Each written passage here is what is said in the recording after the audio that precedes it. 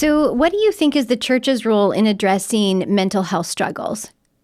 Classically, the Christian church and mental health have not had a very useful interaction. I mean, like 50 years ago, 100 years ago, a big idea that came into the Christian church was that mental health is from the devil. Now, Hmm. I do not want to minimize spiritual warfare at all, and it is real. However, mental health symptoms can be because we live in a sinful world. It can be because of trauma that we have experienced. And when the church can help people understand that this is a multifaceted problem and make it okay to talk about it, I think that may be perhaps the biggest thing of all.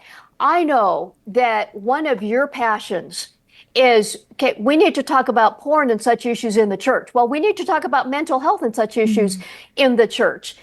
If the gospel isn't big enough to handle the big issues that any of us have, including mental health issues, then what good is it? Uh, just doing a spiritual bypass and, oh, pray about it and you shouldn't feel that way. No. And some people with mental health struggles have heard that from the church, which has only added to their pain. The church, God intended to be a place where all our struggles can be out there. We should have in the body of Christ the most warm, friendly, hospitable place for people to bring their stuff, Hmm. including anxiety, depression, and whatever other variety of mental health issues, addiction. This needs to be the place Hmm. where all of that stuff is brought into the light. There wasn't anybody who had a mental health or sexual or any other kind of struggle who came to Jesus and didn't feel welcomed. We're his hands and feet. We're his body. We need to be the same place. We, meaning the body of Christ, needs to be the place where people feel welcomed, that they can find support and care and the one anothering that the New Testament talks Hmm. about, regardless of their issue, including mental health.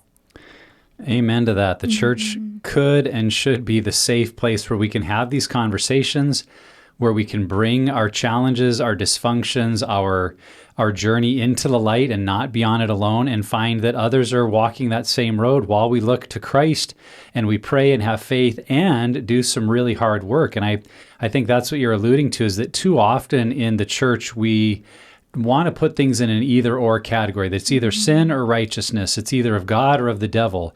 And in some aspects, there's truth behind that, but I think it has led us to a way of thinking that says, well, anything that is not holy and of God must be demonic driven in a person's life. And we've even seen that with sexual addiction kind of struggles. If we just think that it's demonization, or you're possessed with the spirit of lust, people cast Yes. that out, and there's some truth to, there can definitely be a spiritual attack, a spiritual component to our battle. And yet we've seen so often how the struggle that people face is a byproduct of their early childhood exposure that they maybe had no desire for, but something was brought to their attention or forced on them. And then in the culture they were in, that behavior started to grow and amplify, and then it became a pattern and a way of dealing with unwanted feelings. Well, when you hear that story, you say, well, that's not spiritual oppression. That's living in a fallen world and not having resources and people to support you towards healing. Let's help with that.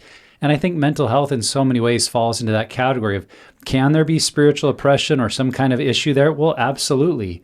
Yeah. But there also may be a whole story here of how this issue or challenge or pattern has developed in a person's life. And rather than simply judging it as a spiritual issue to be cast out, we see the whole person and their whole story and invite them to engage in that.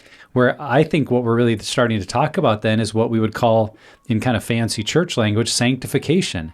It's inviting God into every place in our life in order that he might refine us and make us more like him. And that's not always an instant process. It is often a slow road of incremental change over time.